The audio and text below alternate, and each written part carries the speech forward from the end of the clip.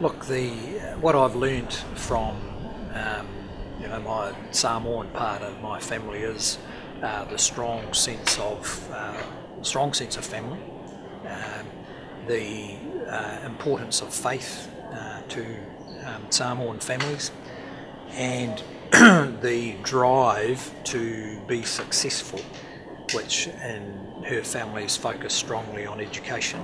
So her whole family has been well educated, and that's because of strong parents making sure that the children could succeed through education.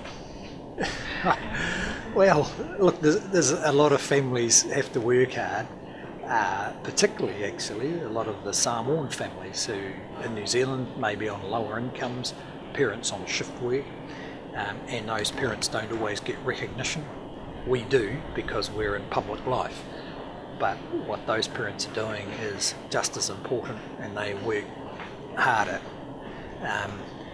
We make sure that we have quite specific family times, going to church, try and keep our Sundays clear, and from Parliament I always go home for the evening meal, and then back to Parliament because I often have to work late.